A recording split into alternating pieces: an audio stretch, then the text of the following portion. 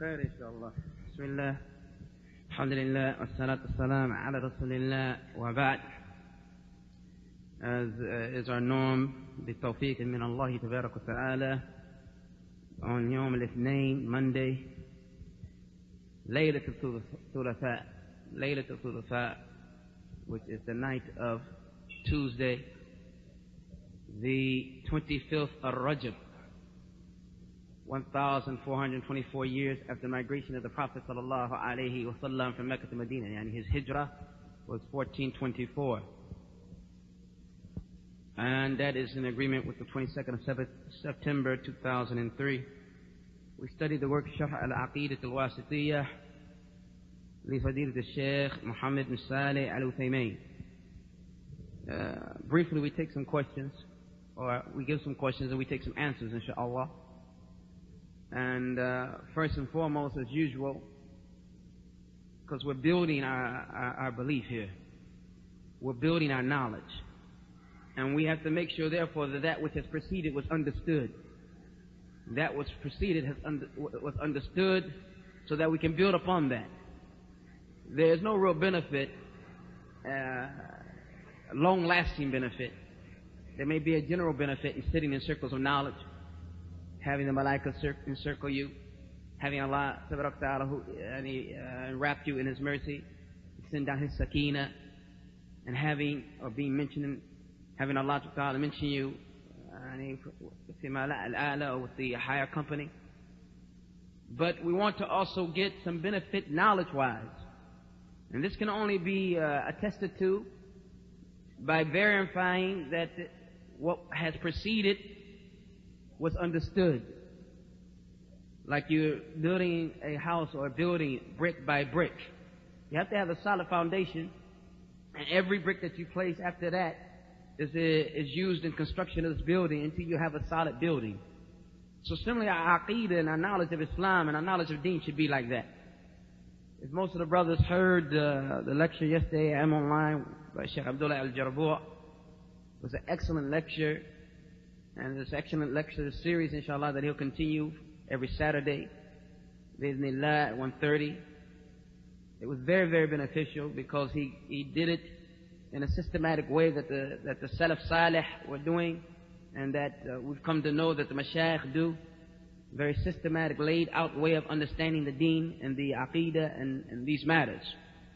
So this is what we want. We want to build our knowledge. And this can't be if we don't understand what the last lesson, we don't remember what happened, or the last lesson we can't expound upon it. And this proves to you that you can't learn Aqidah in 10 minutes. Those who say that are fools. They have no understanding of what they're talking about. But it takes time. It takes building up on something layer upon layer upon layer upon layer. And a brick upon brick until you have something solid, a foundation. So this is the case, and it is, if this is the case and it is, then we have to ask, first of all, what book it is that we are studying.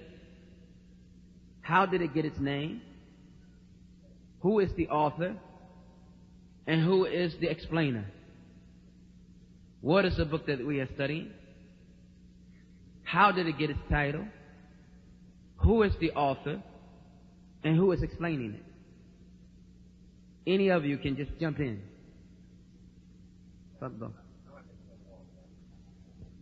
We would prefer somebody who can do all four, but if not, take two and do it, and someone else take two. If anybody can raise their hand who can do all four?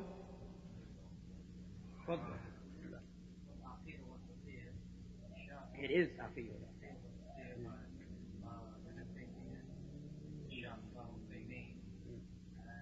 A man came to everything in and asked him to write something, a book on Aqeedah for him, for his people. And he's from the town of Boston. So this is how the name of the book for Aqeedah was from This judge who came. Jay,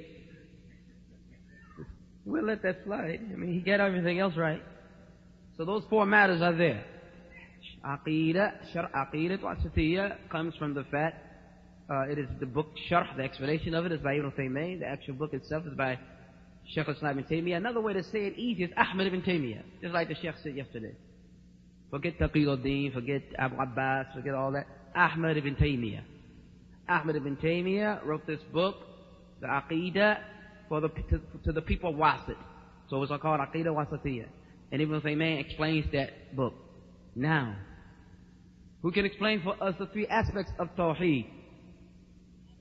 And he's given us the name of this, and the names of these three aspects. Now, we didn't get into uluhiyyah that much, so we won't excuse it because we did explain it somewhat. But just basically the name in Arabic and its definition in English would be enough. The three aspects of Tawheed.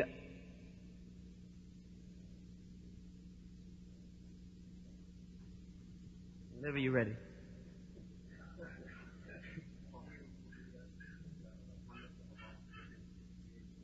Oneness of Allah and what? No. No problem, brother. Good effort. And the new one, Al-Jadid. Al-Rububiyyah. No. Allahu Akbar. This brother's new.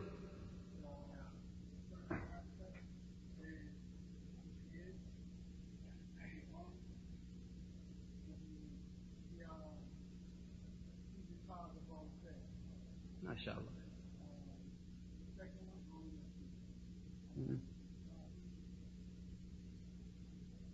Help him out.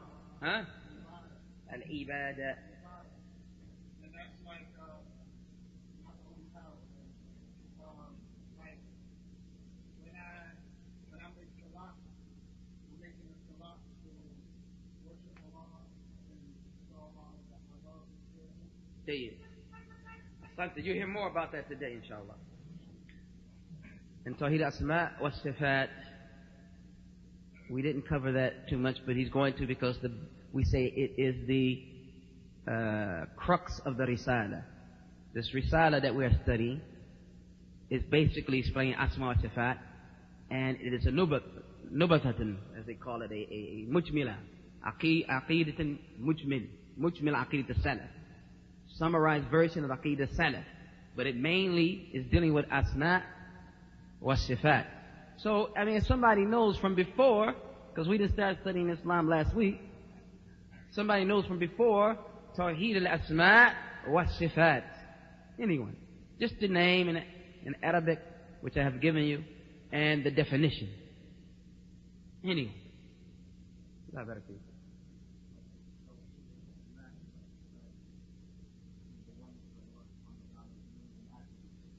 Jayyid. Tawheed al-Asma wa Sifat is oneness of Allah in His names and attributes, or His names and His qualities. Now, when we took Tawheed al-Rububiyyah, the Shaykh gave us an ishkal, a problem, and he wanted us to solve it. First of all, before we do that, and I don't want all of this to be question and answer, we want to get to the book also, but we have to make sure things are understood. Where in the world did you get these three aspects of Tawheed? And what is your response to someone who says it's bid'ah? That you have taken Tawheed and you split it up all like that, alayka salam, and put in three aspects. Where did you get this from? What's the dalil for this action in the Sharh, in the legislation, that you can do this? We took that. So anybody. And these are really things that the Ahlul Bid'ah bring. You say, it's a bid'ah, man. First of all, it's a bid'ah anyway. Three aspects of that. Yeah. Was it like that in the time of Prophet ﷺ? Was he teaching Sahaba three aspects? And you have to say, no, he was teaching them Iman Billah, and they understood three aspects. And how can we come later and do this, and so on and so forth, like this? Is this shubha too strong, this doubt? It's found in Surah Al-Fatiha, but that's not a dalil for it, right? Even if we can prove that the three aspects come from somewhere, you're on the right point, though. You're on the right point. How did they get to Tawheed al-Uluhiyyah, Tawheed al-Rububiyyah, Tawheed al-Sifat? How did they get to it? Maybe our brother here knows.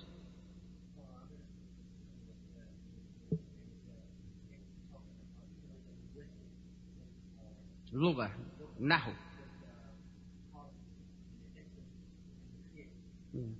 Okay, well, you got to put this together now to an argument. There's no doubt they did it with other sciences, but what does it mean?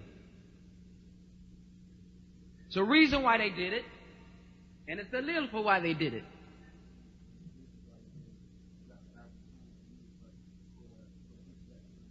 Taqreeb al-fahm, to bring the understanding of people close. And the method they use is called in Arabic al-istiqra' or tatabbu', deducement. They followed all the verses of Quran. And when it came to Allah Ta'ala, they found that there were verses that dealt exclusively with His Lordship. And the fact that He's the Master, Creator, Provider, Giver of life, Giver of death, Controller over all affairs. Every ayah or hadith or anything that they saw that was dealing with that, they called it Tawheed al-Rububiyyah. They came across other ayat at the end of each ayah. Inna Allah ghafurur rahim, alimun khabir. Right? Like this. It's explaining the names of Allah, the qualities of Allah. So they called this aspect Tawheed al-Asma wa Sifat. And there came the other ayat that dealt with the fact that ibadah must be isolated or restricted, and specifically directed towards Allah Ta'ala and Allah alone. And they called that Tawheed al-Ibadah. This was done throughout all the sciences of Islam to bring an understanding close to the people. It is in no shape, fashion, or form a bid'ah.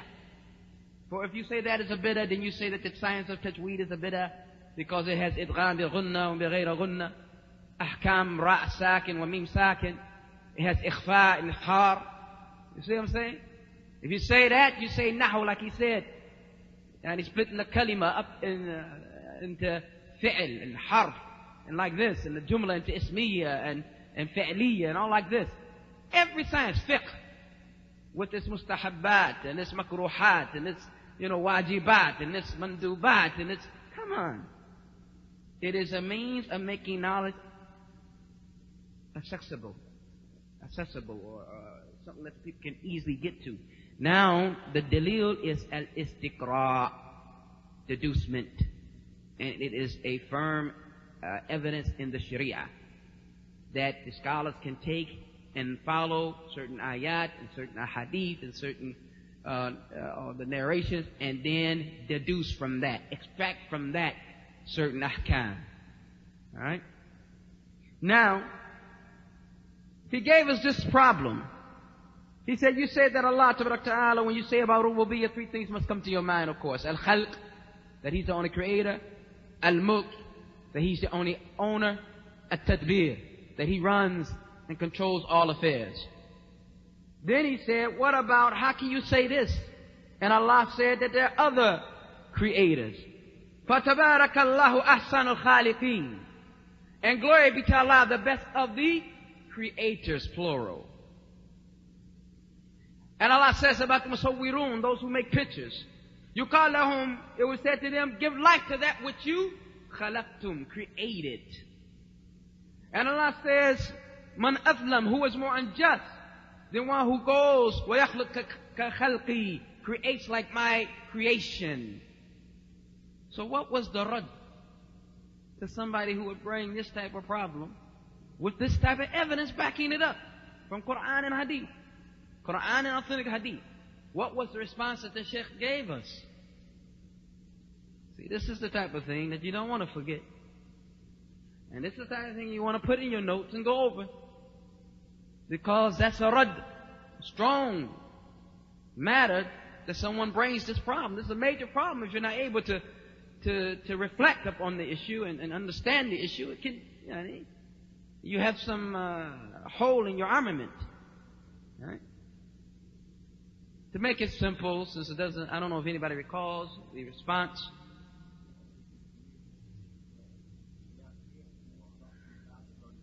Jay.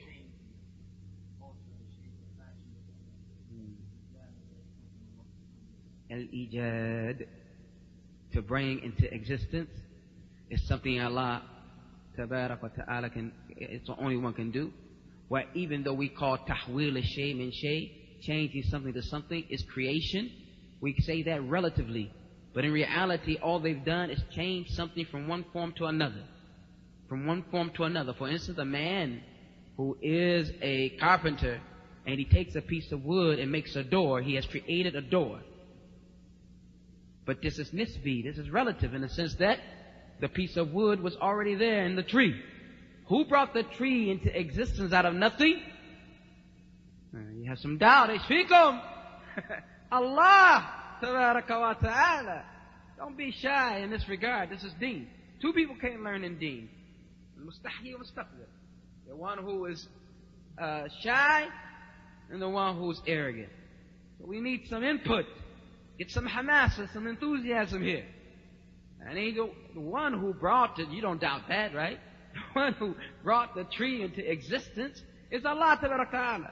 So wherever they take, even to the degree of cloning, where they need a hair from a person, or something from a person, an eyelid, something from a person. This is tahweel al-shay min shay. Hawala, you change something from something. And it can be called in essence creating. Just as you would say, making a picture out of, taking a picture of a person and then the picture is in front of you.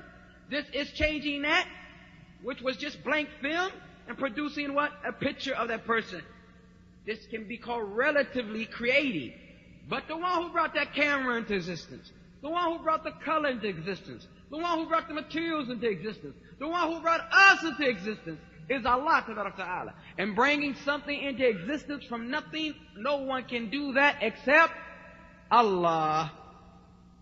So al-ijad, existence, is reality of the matter. Bringing things into existence. This is khas billah, particular to Allah. And he gave the beautiful ayah in Surah Al-Hajj. O mankind, I will give you a parable, so listen to it. And it talks about, verily those who you call upon other than Allah are not able to create even a fly. Even if they were to gather together, do so. If Allah says they're not able to create a fly, brother, they're not able to create a fly. And they never will be. And if the fly was to take something from them, they will not be able to get it back from that fly.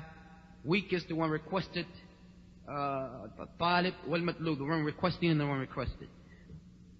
Okay. Then we said mulk, same thing. You said that Allah Ta'ala is the only owner. Creator is Khaliq. Mulk, we're on mulk. And it's the only owner.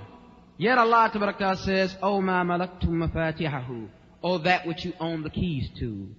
And Allah says, Illa ala azwatihim, O ma malakat aymanuhum, except upon their wives and whom their right hands possess.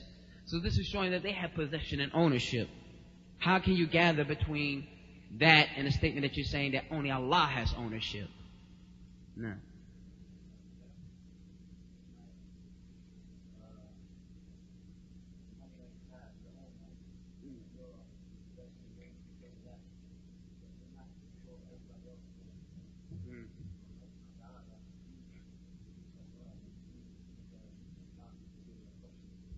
Ahsanta, you have part of it, and part of it you missed. The fact of the money, when he mentioned the money, he said that mulk or ownership is something that means you can do whatever you want to do. That your ownership belongs to Allah. He can do whatever He wants to do. Right? He can do whatever He wants to do. Fa'alun lima yurid. He does whatever He wants to do. This is true mulk. But we, even if we have our money, we're restricted by what? Legislation. We can't, and he brought the hadith about dirham, 1 dirham for 2 dirhams. We can't just do that. That's riba. We can't just spend our money where we want to. So we don't have total tasarruf, total ability to move with it like we would want to move. So this means our mulk is qasir. Our ownership is deficient. Because we're not able to do with that which we own what we want to do. Now, the other issue was that the mulk of the person, the individual, mulk, is not shamil, it's not comprehensive. It's not comprehensive. And you said that, I think that was your point, that ana amlik ma tahta yadi وَلَا أَمْلِكْ مَا تَحْتَ يَدِكَ. I own what's under my hand, but I don't own what's under your hand. Whereas Allah Ta'ala owns what's under all hands. Jayyid, mulk. And tadbir, he didn't really mention, except that he said the tadbir of man is qasir, and he's not able to do everything he wants to do, and so on and so forth. Now, we took Tawheed al-Ibadah, and we're taking now Qism al-Thani, and you can pay more attention to it this time also. هو إفراد الله تعالى, Tawheed al-Uluhiyyah, two names for it, Tawheed al-Uluhiyyah and Tawheed al-Ibadah. Uluhiyyah refers to the fact that He is the God to be worshipped. And al-Ibadah refers to what? Worship. So that's why it's when both aspects, or both of this aspect has both of these names. But keep in mind, so you don't get lost, or you don't get perplexed or frustrated, that it's al-Ibadah, the oneness of Allah in the fact that He alone should be worshipped. Tawheed of Allah in the fact that He alone should be worshipped. Nothing else has the right to be worshipped except Allah. هو إفراد الله عز وجل بعبادة. It is to single out Allah alone for worship. We said that this singling out, brother, you can use whatever word you want to use for it. You can say singling out. You can say restricting. You can say particularizing. You can say isolating. Whatever word you want to use, specifying. Long as it gives an understanding that you are making your worship and directing your worship towards Allah and for Allah tabaraka wa ta'ala alone. Alone. Sheikh says, وَهُوَ إِفْرَادُ اللَّهِ عَزَّ وَجَلَّ بِعِبَادَةٍ. It is the single Allah alone for worship. بِأَلَّا تَكُونَ عَبْدًا لِغَيْرِ اللَّهِ. That you are not a servant for other than Allah. You don't worship Malikan, an angel, وَلَا نَبِيًّا, a prophet, وَلَا وَلِيًّا, a saint or righteous man, وَلَا شَيْخًا, وَلَا أُمًّا, not a mother, وَلَا أَبًا, not a father. You don't worship except Allah, وَحْدَهُ, alone. وَحْدَهُ. فَاتَّفَرَدَ اللَّهُ عَزَّ وَجَلَّ وَحْدَهُ. The fact that He alone is the God to be worshipped. And there's no God who has the right to be worshipped besides Him. And everything or so-called God besides Him is false. And you don't worship except Allah alone. وَلِهَذَا يُسْمِى تَوْحِيدُ الْأُلُوهِيَّةِ, the fact that Allah alone is the only God to be worshipped. And also called Tawheed al-Ibadah, the fact that that worship is, Allah Ta'ala, that worship is restricted to Him alone. So when you connect it to Allah, you call it uluhiyyah, and when you connect it to the action of the servant, you call it Tawheed al-Ibadah. But it's all the same. Wal-Ibadah, worship, because when you get into this Tawheed al-Ibadah, brothers, you have to understand that what worship is. And this is one of the beautiful things that I think Dr. Muhsin Khan, this surgeon, he used to be, I'm sure he's probably retired now, in Medina, who used to work for translations for Islamic University, placed a nice introduction in his Bukhari and also in their translation of Quran. Nice introduction in his translation to Bukhari, usually in volume 1 and 8 you can find it. And nice introduction in his translation of the Quran. And that introduction has in it basic aspects of Tawheed, basic understanding of Tawheed in its three aspects. Basic understanding of, nifaq, these type of things.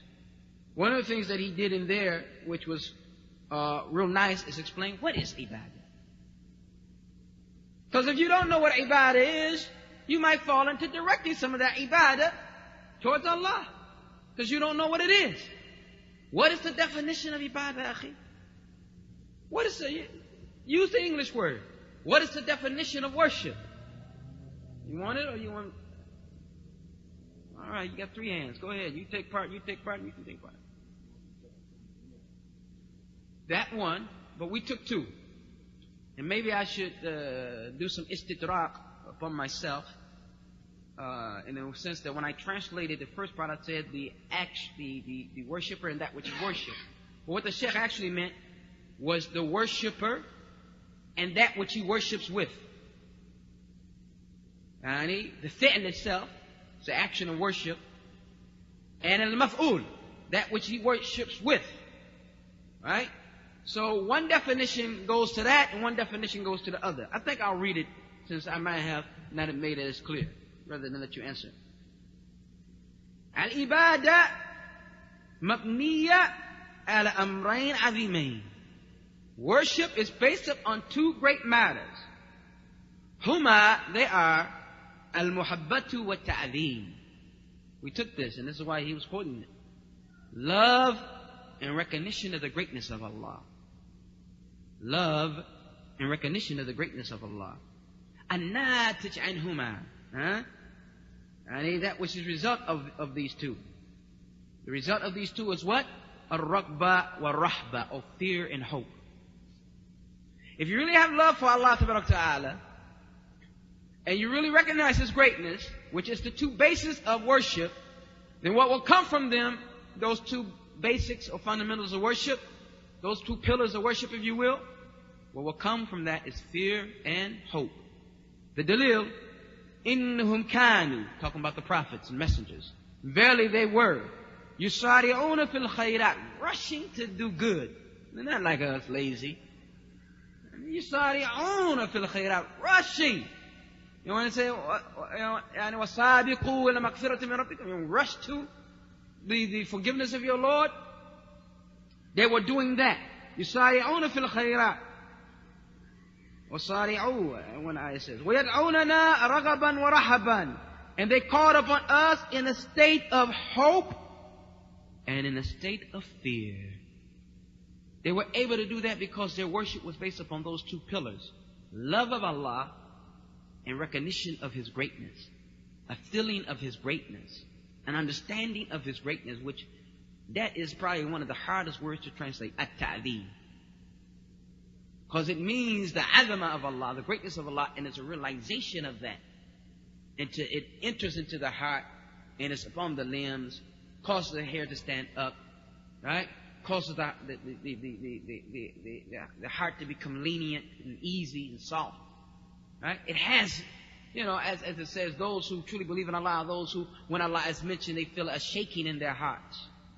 Right? They feel a shaking in their heart. And so, this is that raqba and the rahba is there. فَالْبِن muhabba, with love, takum raqba, there will be hope. The more you love Allah, the more you hope in Him. The more you're away from Him that which is good and that which is beautiful and that which is nice and that which is sound. Raghba.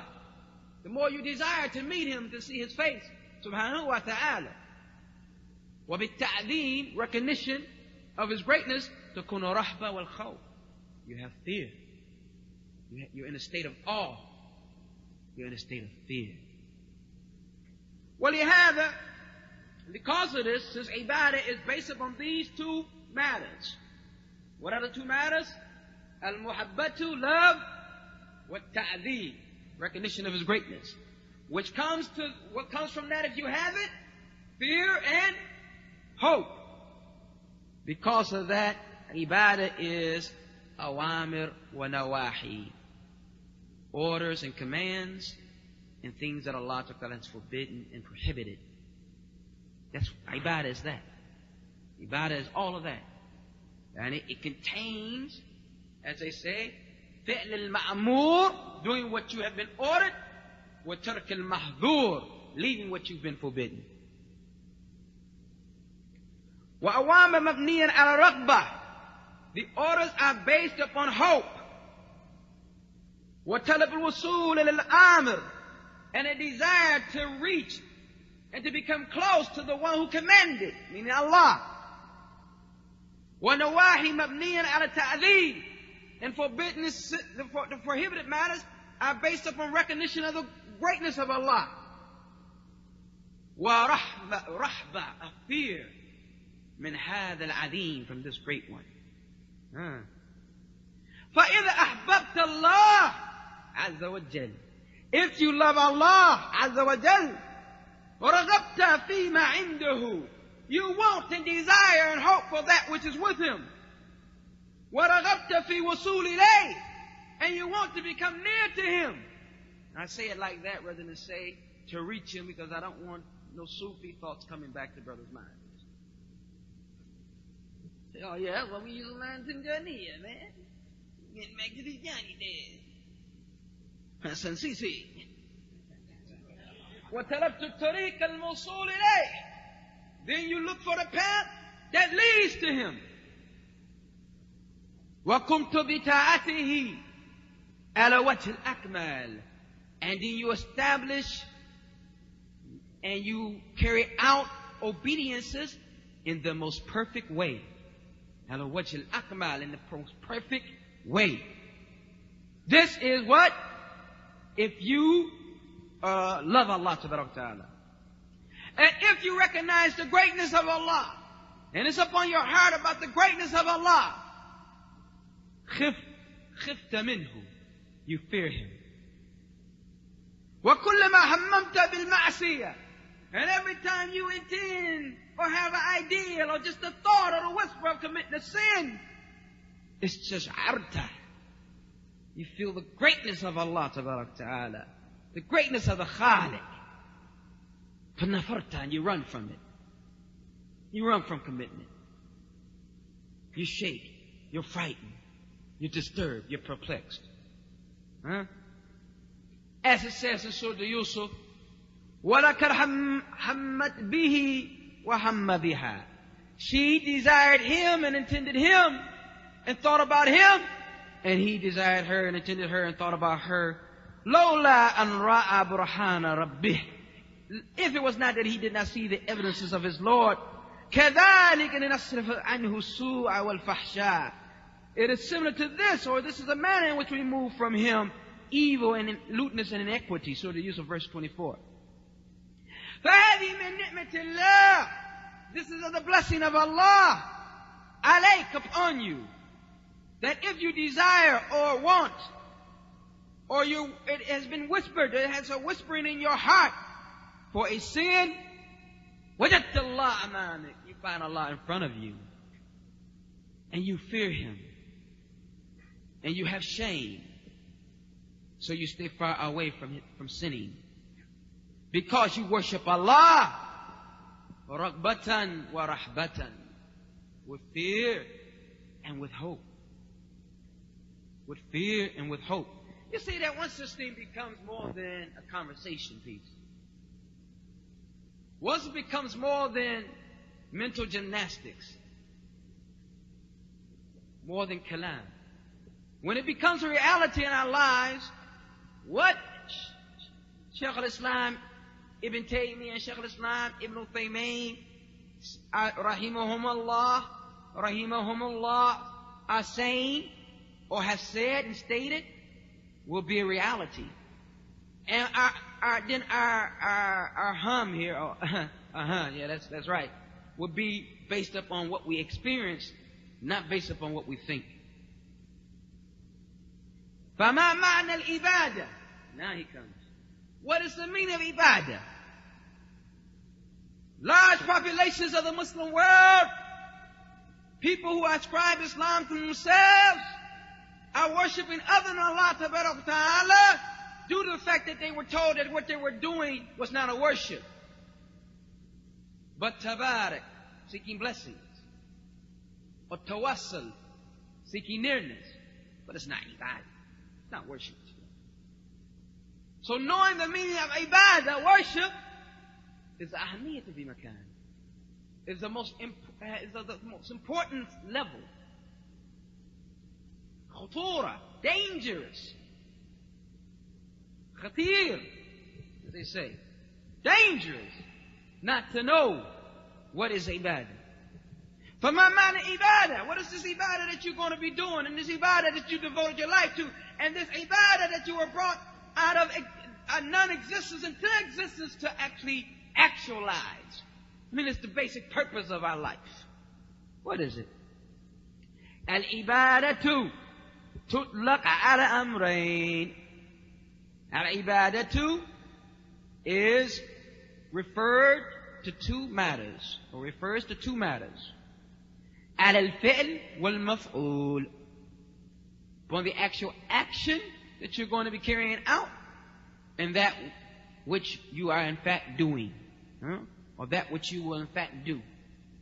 The actual act of what you are doing. And he'll explain it. It is connected to the fi'l, okay, the actual action, and that is ta'abbud, worship. You say a man worshiped his Lord, ibadatan, and in this way you're saying that you're talking about him being someone who's humble before Allah. Hubban wa ta'zeeman, loving Allah and recognition of His greatness. Bihthil awamiri, following His commands. Wa ijtinaba nawahi, staying away from that which He forbid. Wa kullu man dhallillah, whoever submits himself and humbles himself before Allah Azza wa Jal, then Allah will give him power and Allah will give him honor. وَلِلَّهِ عِزَّةٌ, for Allah is the power, the might and the honor. وَلِرَسُولِهِ, and for the messengers, and of course for the believers.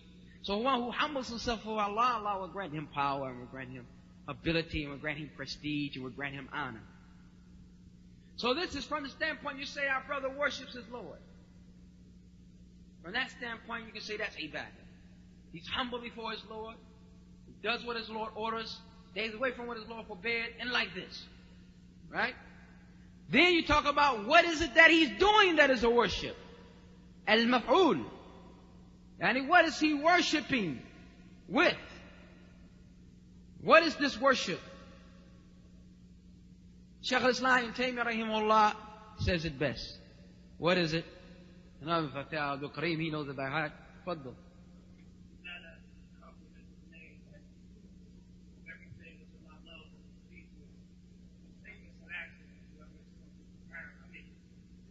Allahu Akbar. And this is al-ibadah, as Ibn Taymiyyah said in his monument to Risala al-Ubudiyyah. His Risala called Servitude to Allah. And that it is a comprehensive name. This worship is comprehensive, brother. It includes so much. So many matters it includes.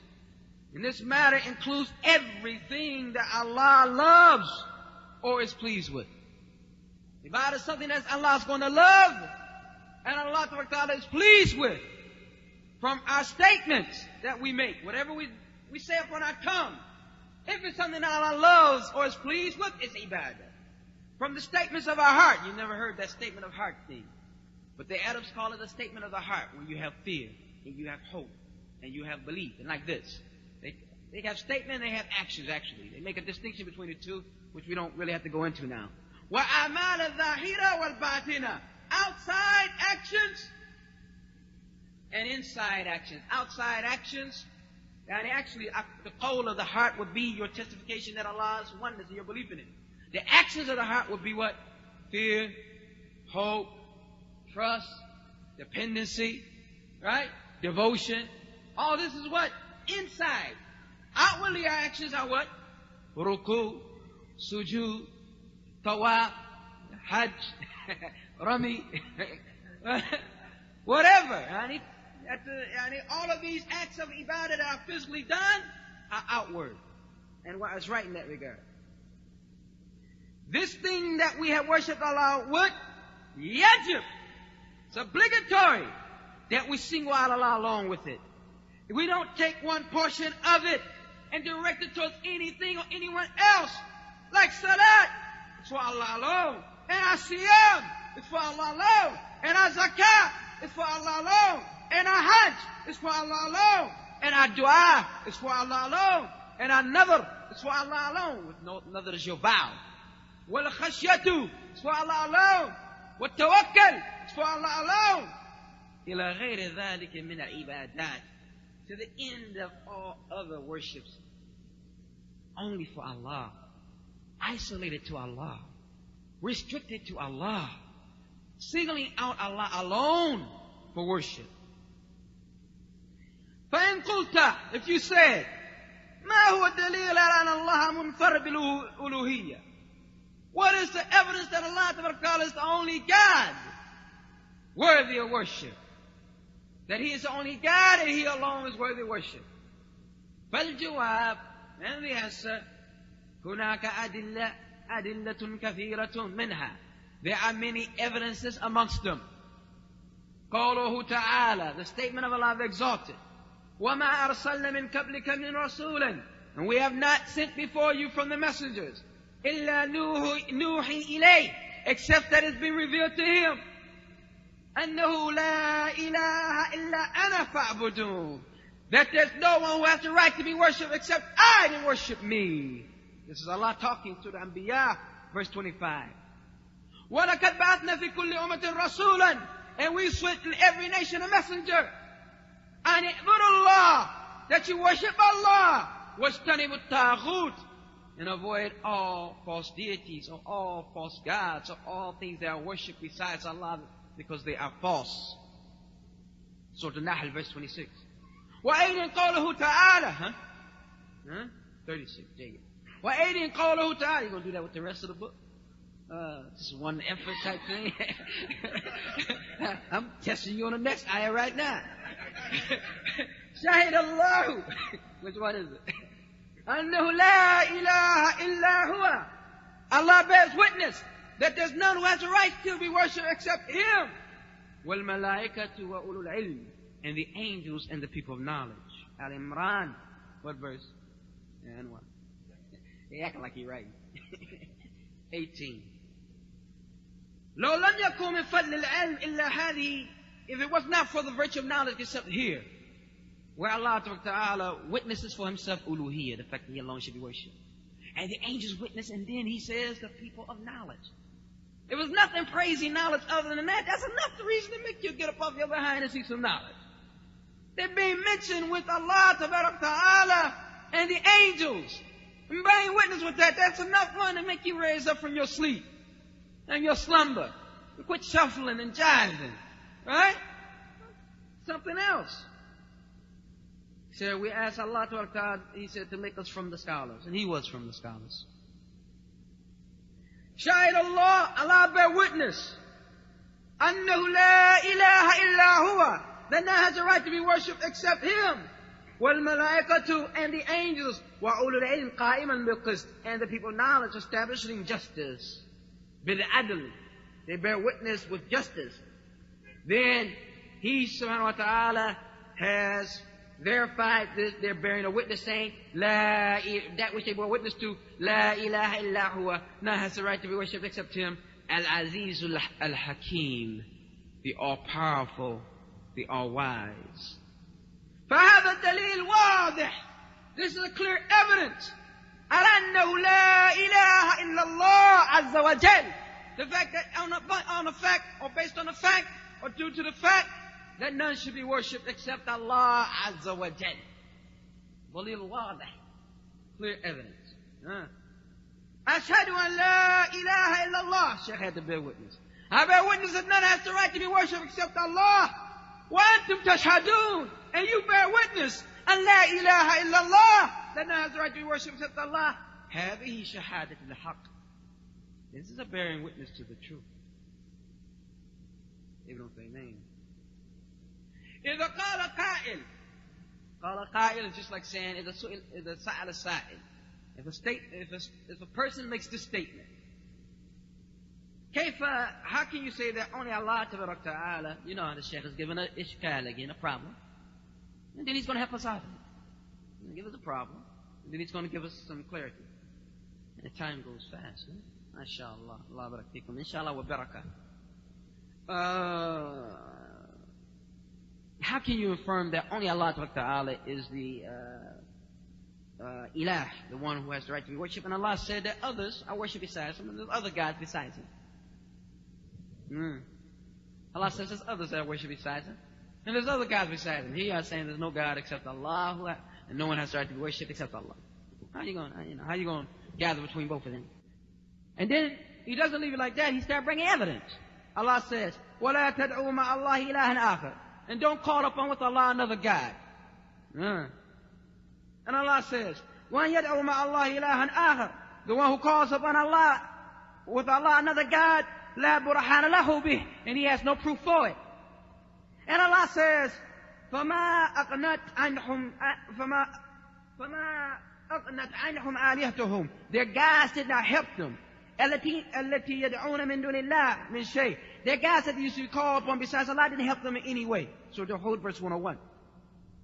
How can you gather between this shahada that you say that only Allah Ta'ala alone has the right to be worshipped? فالجواب, the answer, the uluhiyyah, the godship and the worship of other than Allah is batila, false. Mujarrad, and I want you to pay attention to this, because this will help you in your da'wah to Christians, and your da'wah to those who worship the cow, and your da'wah to those who worship anything besides Allah. Mujarrad tasmiyah is nothing but names. They are nothing but names. They have no reality. Anything or anyone, brother, who is worshipped besides Allah is nothing but a name that that individual has come up with, or generations before him have come up with, having no authority, having no basis in reality. Mujarrad tasmiyah, nothing but names. In hiya illa asma'un sumaytumuha, verily there's nothing but names that you have named.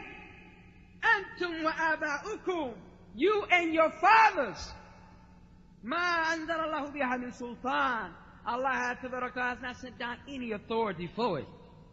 So the Najm 23. فَأُلُوهِيَتِهَا بَاطِلَةٌ, its claim to being a God, its claim to worship is batila, it's false. It's false. وَهِيَ إِنْ عَبَدَتْ or عُبِدَتْ, even if it's worship, then it is worshipped by the one man ضَلَّ, the one who has went astray. فَإِنَّهَا لَيْسَ أَهْلًا لِتَعَبَّدْ, it doesn't have any right to be worshipped. It doesn't have any right whatsoever to be worshipped. فَهِيَ آلِهَةٌ مَعْبُودَةٌ, they are false gods, yes, that are worshipped. لَكِنَّهَا آلِهَةٌ بَاطِلَةٌ, they are gods that are worshipped, but they are in fact false gods. باطلة, false. ذَلِكَ, it's a beautiful ayah.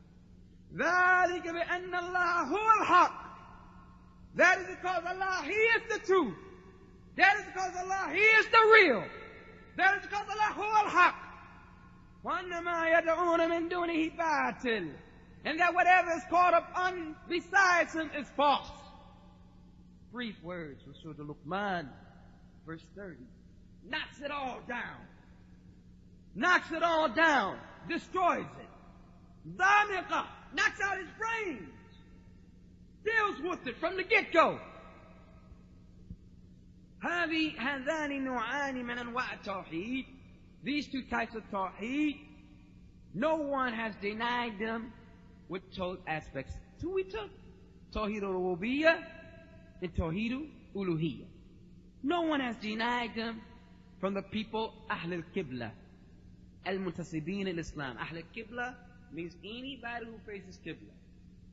Means anybody who ascribes themselves to Islam. Al-Muntasibin al-Islam. No one has denied these two aspects of Tawheed. Then Allah Ta'ala is one and alone in His Lordship. And He's one and alone in the fact that He's been worshipped. But it came later on some people who claim that certain men were of the level of gods or gods and should be worshipped. Like the Rafidah, who we took yesterday. Right? The Shia. Right? And the Ghulat, the extremists of them, the Rafidah. Brothers should know who they are now. We took them, we took their name, we took what they were about. We mentioned them so many times, we're getting tired of it. Rafidah. الَّذِينَ يَقُولُونَ, those who say that Ali, which Ali? Ibn Abi Talib, who's the what? Nephew? Cousin of the Prophet ﷺ. كون على شيء من الانتباه. The Khalifa al-Rashida, what? Which Khalifa? The fourth. Who you doing this? The fourth. You don't realize it. The fourth. I take your tongue, not your hand. Allah barakallahu. In Ali and Ilah, they claim this, a'udhu billah. And this is a claim by Abdullah ibn Sabah. You see the Sheikh getting into this issue. The Yahudi from Yemen. So he came to Ali ibn Talib and he says, Anta Allahu haqqan.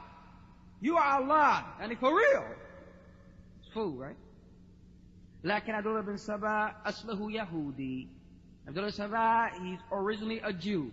Came into the deen of Islam with a claim that he is from the supporters of the family of the Prophet ﷺ. He wanted to corrupt Islam, the deen of Islam for his people, like as Shaykh al-Islam ibn Taymiyyah said, Paul did for the religion of the Christians. He entered into Christianity just to corrupt the religion that the Nasara are upon. Meaning the Nasara at that time were upon Islam, and he brought in all the other stuff, Father, Son, Holy Ghost, and all that craziness and madness, you know.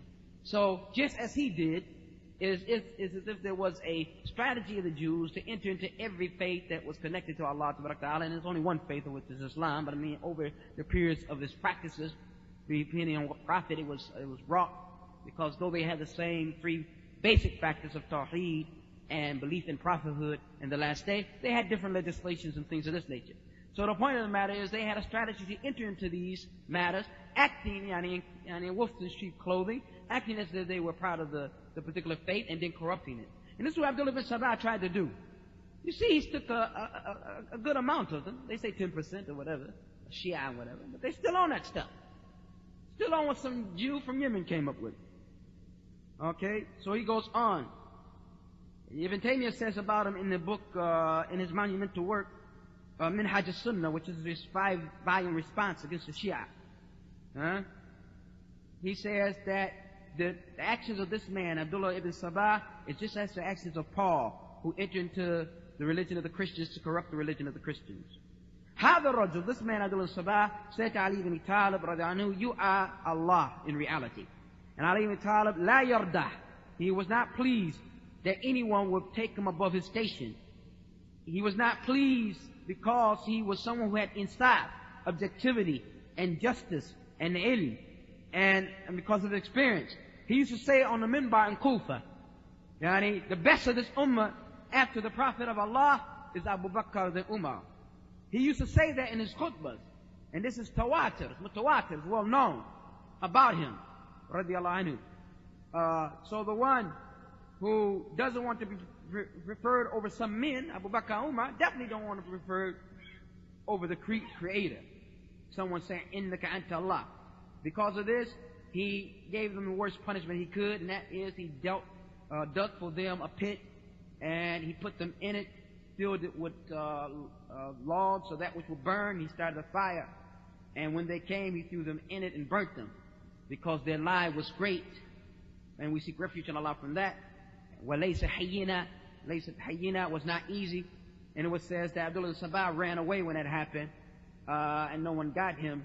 Ali was not able to get him, but the rest of his followers, called Saba'iyyah, got into the fire, or they fell into the fire, fell into one fire, going to another fire, because they claimed that he had uluhiyyah.